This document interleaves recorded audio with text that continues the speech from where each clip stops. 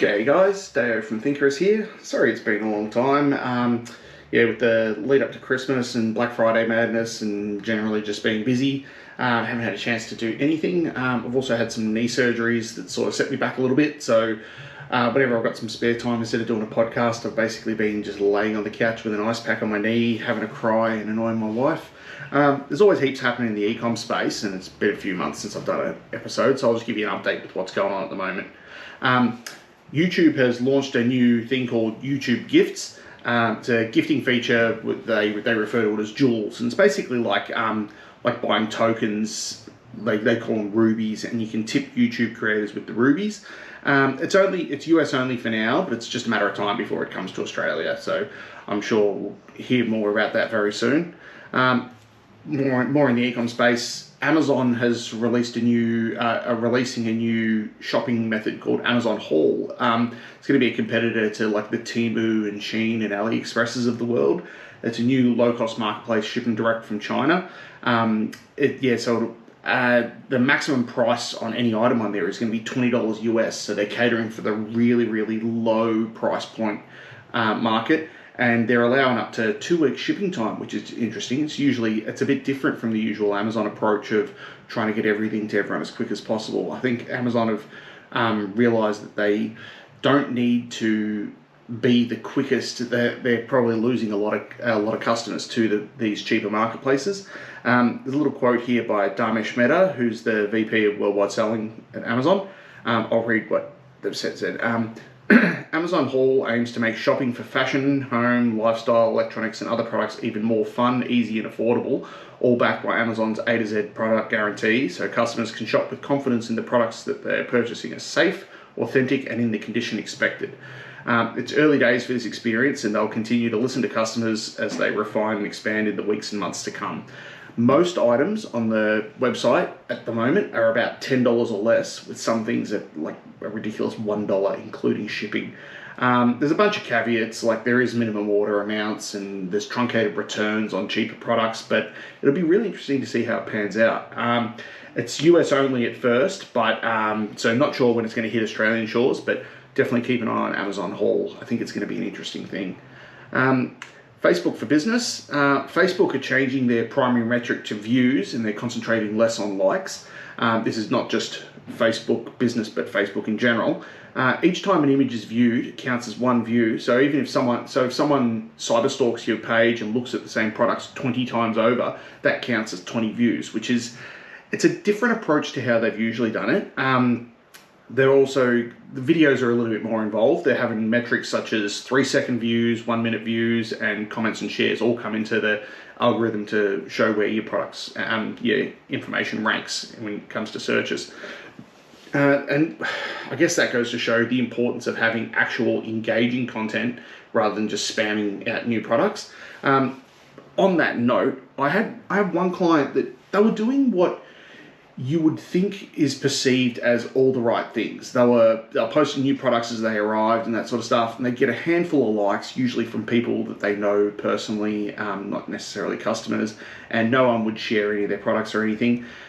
We had some good long discussions, and they actually put their faith in me and allowed me to pump them full of interesting content related to their business and industry, instead of just simply posting product stuff. So we found a bunch of nice lifestyle videos and videos around that area. I won't get into too much detail because for privacy reasons, but once we started pumping their social media full of actually engaging products, what do you know, it started to actually thrive, which was pretty cool. Their posts grew just in organic engagement quite fast, and it was like a logarithmic scale. Like the first few posts got a few likes, then a couple of posts got 50 likes and 100 likes, and then within about a month or two, each post was getting over 1,000 likes, and more importantly, lots of shares. People were actually finding their posts and sharing it with with their mates and other people, and sharing on their pages, which is the best organic way to get your Facebook page in front of other eyes. So these shared posts, without spending a cent, they grew their follower count, which to be honest was already quite substantial, but they grew their follower count by another 50% in a matter of a few months without spending a cent. I put in probably an hour a week worth of effort curating the post for them. They put in probably half an hour to an hour a week worth of scheduling the posts to come out at a certain time on certain days and things like that. We didn't put too much effort into the structure of how it was posted, just sort of picked, oh, this seems like a good time of day, and just drop posts at that time of the day. And it's been working really well for them. So cycling back, that just shows the importance of growing all your metrics. And yeah, with Facebook, with their new method of the more often someone sees your post, the better it counts for you. Like if you post, for example, if you've got a store in the automotive industry and you post a good car racing video and people keep watching that over and over, that's bloody awesome for your Facebook, your business Facebook. So yeah, speaking of metrics, eBay have actually finally updated it. You can actually get all your traffic and sales metrics on your mobile, which is pretty cool. It used to be very antiquated setup where it was only available on your computer. But yeah, new setup is on the iOS and Android apps, and so now you can doom scroll through your impressions and click-throughs and conversions and stuff at 2 a.m. when you're laying in bed instead of dragging your laptop into bed with you when you can't sleep. Semi-eBay related, but more marketplaces. I've actually been asked to beta test a new Universal Integrator software. It translates between whatever ERP you use, whether it's Neato, like I tend to prioritize, or Shopify or WooCommerce or anything. It's a Universal Integrator that goes between that and all the, what you'd probably refer to as the alternative marketplaces within Australia. So eBay and MyDeal and Kogan and stuff, they already have many integrators, but there's all the smaller ones, like there's OneSit and the Dom and the Iconic, and the new one that's starting to take off nicely is Bunnings Marketplace. There's no proper integrators for those marketplaces yet, so this Universal Integrator software is going to be really awesome. Rumour has it the total amount of marketplaces that it can integrate with so far is up to almost 90, and they're adding more and configuring more on a weekly basis. So I'm definitely going to keep an eye on this. Most of the smaller marketplaces, such as OneSit and the Dom and the Iconic, are they're more aimed in the fashion sector, so clothing and whatnot. But there's also some rumblings that there's a new big player launching an automotive-centric marketplace very soon, which will be really interesting. About half my clients are in the automotive and motorcycle and stuff sector, so that'll be interesting for them, but I just think interesting for the automotive industry as a whole.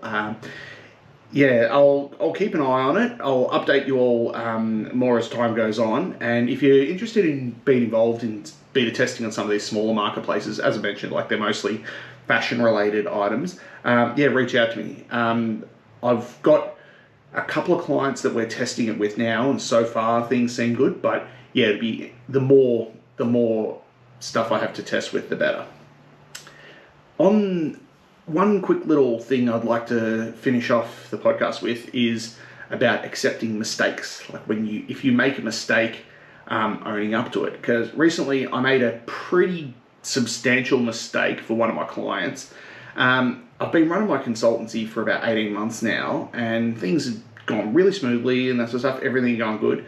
And then yesterday I had a big issue. I can't go into too much detail about it, but I've got a certain methodology that I follow when it comes to listing times and whatnot for eBay listings, and it's always generated much more traffic, and the ROI on the time spent on that is phenomenal. It's awesome, but it involves filtering the data in a certain way. So I've been doing this method for the last few years, and it's always been awesome. It's sort of like a little bit of a secret sauce kind of way of doing what I do.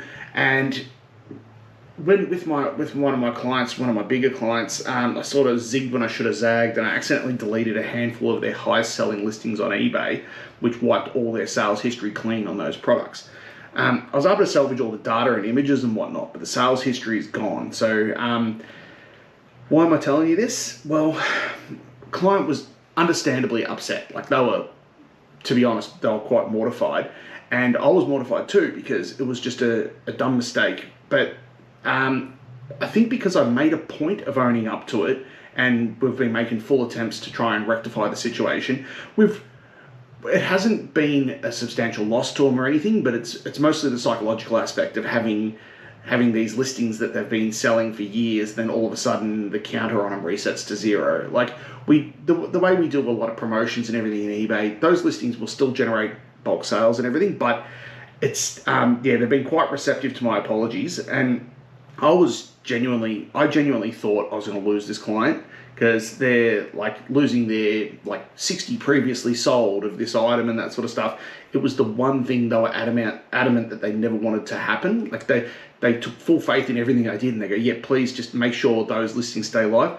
And as mentioned, zigged instead of zagged, somehow managed to bomb them off. I know how I've done it now. I've worked it out. I'm not going to say what it is, but yeah, it was just one of those things that's happened. Methodologies have to change over time and adapt, and yeah, not knowing the ramifications of something, it can be a little scary sometimes when you make a mistake like that. I am quite proud of the fact that I've been in business for myself for 18 months and haven't lost a client, and I think this really goes to show that honesty really is the best policy. Like, I'm sure if I spun a yarn and tried to blame someone else, or blame eBay, or blame the ERP, or blame the software, or I don't know, blame Donald Trump or something like that, it would have eventually come to light that like the loss of those listing sales was my fault, and for sure they would have canned me as a client if I lied to them. So they were one of my first clients, and they've actually become quite good friends of mine over time. They're really awesome people, and I actually do get along with them personally quite well as that. And the last thing that I would have wanted to do would be to gaslight them. I don't really know what the point of telling this story is, but I'm sure there's a lesson in there that honesty is always the best policy. I think I just feel better admitting when I make a mistake. It's human instinct to try to cover it up and try to palm it off to someone else, or try and gaslight and say, it's not as bad as it seems, blah, blah, blah. But in the end, everything that we do revolves around trust. Like, in this kind of industry, there's like, people put their trust in me, and I put my trust in them that they're going to pay. I put my trust in them that they're not going to stuff up the processes that I do. So in the end, we're only human, and humans stuff things up from time to time. So I guess you could take from this that we really should just let AI take over the world, because computers don't make mistakes. I've seen enough Terminator movies to know that computers never make mistakes. Awesome. Well, thanks for your time, boys and girls. I hope you've learned something from this episode, or at least been entertained for a few minutes. I promise I'll try and do these podcasts a bit more often now. And if you want to get in contact, just go to my website, which is thinkerous.com, and just reach out to me. And yeah, cheers for that. You guys have a lovely day. Cheers.